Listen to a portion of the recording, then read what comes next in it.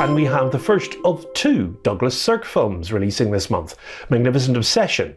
First debuting in the Criterion Collection in August 2019 on Blu-ray, it now comes into the UK collection. Now, this film in itself is a remake of the earlier 1935 John M. Stahl version, which starred Irene Dunne and Robert Merrick. This 1954 version, however, stars Jane Wyman and Rock Hudson. The screenplay for the film was written by Robert Blees and Wells Root after the 1929 book Magnificent Obsession by Lloyd C. Douglas. The film was produced by Ross Hunter. Now, Sirk sometimes claimed that the story was based distantly on the Greek legend of Alcestis. Pre-production for the film, scouting for the locations, began on August 26, 1953 by the director Douglas Sirk, director of photography Russell Mette and unit manager Edward K. Dodds. Rehearsals began on September 8th. Second unit footage of locations at Lake Tahoe began filming on September 14th. And an unlimited hydroplane speedboat, Hurricane 4, was secured for the second unit footage of Hudson's boat. And that was shot on Lake Arrowhead and piloted by racer Bill Cantrell. Charles Bickford was originally cast in the role of Randolph, but was withdrawn from the cast on September the 15th. Sirk and Wyman were ill at the time and Rock Hudson injured, so filming of Magnificent Obsession was delayed longer than Bickford had anticipated. Frank Skinner composed the music score for this film, and the theme of which inspired a song of the same title with lyrics by Frederick Herbert. The Four Lads recorded the song with Percy Faith Orchestra. Now, it's the film's commitment to ridiculousness is what finesses that trademark Sirkian irony, aided with an attractive cast of performers in Jane Wyman, Barbara Rush, Agnes Moorehead, and specifically the star-making act of Rock Hudson, in this filmic folly of a melodramatic and unapologetically entertaining classic. It's this and the beautiful lens work from Russell Mette and a visual style that was pure 1950s, bright, wide and jammed with the latest furnishings and consumer goods, that makes this feel like it's a slice of Americana, something that became synonymous with Sirk's films. The disc comes with the following special features. There's an HD digital restoration of the film with uncompressed mono soundtrack on the Blu-ray. An audio commentary from 2008 featuring film scholar Thomas Docherty. Magnificent Obsession, John M. Stahl's 1935 adaptation of the same novel, newly restored. From UFA to Hollywood, Douglas Sirk Remembers, 1991, a documentary by Eckhart Schmidt. Interview from 2009 with screenwriter Robert Blees. Interviews from 2008 with filmmakers Alison Anders and Catherine Bigelow, in which they pay tribute to director Douglas Sirk. There's a trailer for the film and an essay by critic Jeffrey O'Brien. And cover art for Magnificent Obsession is based on the theatrical poster.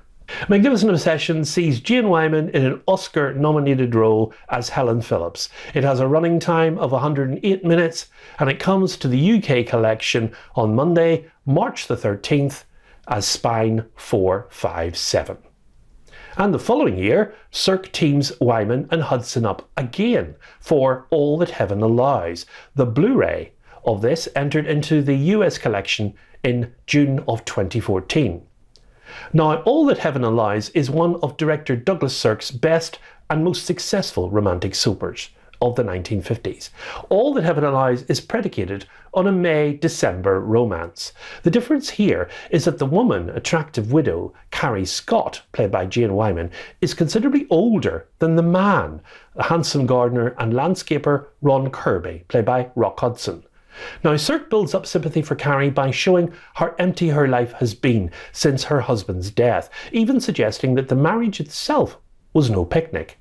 Throwing conventional behaviour to the winds and facing social ostracism, Carrie pursues her romance with Ron, who is unjustly perceived as a fortune hunter by Carrie's friends and family, especially her priggish son Ned, played by William Reynolds. Now, amusingly, Conrad Nagel was to have had much larger part as Harvey, an elderly widower who carries a torch for Carrie, but his role was trimmed down during previews when audiences disapproved of an implicit romance between a 60-ish man and a 40-something woman. All That Heaven Allows was remade by unabashed Douglas Sirk admirer Rainer Werner Fassbinder as Fear Eats the Soul in 1974, in which the age gap between the hero and the heroine was even wider. Now, it was produced at the dawn of the widescreen revolution, and All That Heaven Allows was exhibited at various aspect ratios during its original release to accommodate theatres not yet equipped for larger format projection. A little bit of technical information now on the disc. The Criterion liner notes state that the film was shown in ratios ranging from 1:37:1 to 2:1 in 1955, but the most common image size was 1:75:1, and that's the dimension that actually appears on this Blu-ray disc.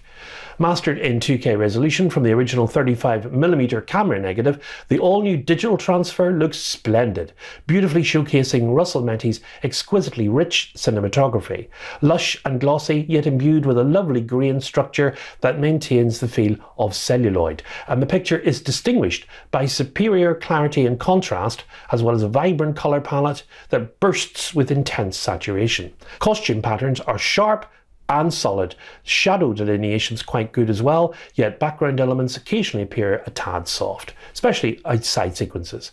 Close-ups, however, are incredibly well defined, allowing us to fully absorb Hudson's chiselled facial features and Wyman's silky, smooth look. All That Heaven Allows has always been regarded as a feast for the eyes, and thankfully this impeccable Blu-ray does the film proud.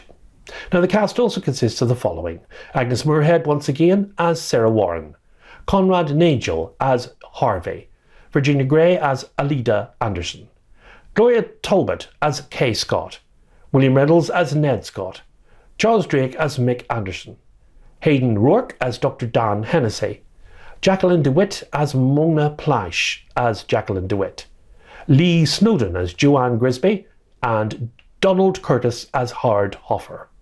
Some exteriors for the film were shot on Colonial Street, a studio backlot built specially by Paramount Pictures on the property of Universal Studios 4 years earlier and used in the film The Desperate Hours. Now, the set was redesigned to mimic an upper middle class New England town, and the film contains only one visible crane shot when the camera scans over the fictional town of Stoningham during the opening credits. Tracking and dollying shots are used frequently for interior shots, and the set later was featured on the television series Leave It to Beaver. Now, although Sirk's reputation waned somewhat in the 1960s, as he was dismissed by Hollywood as a director of dated and insubstantial work, especially his melodramas, it was revived in the 1970s due to the praise of new German cinema directors like Rainer Werner Fassbinder and the publication of John Halliday's book Sirk on Sirk in 1971, in which the filmmaker describes his aesthetic and often subversive social perspective.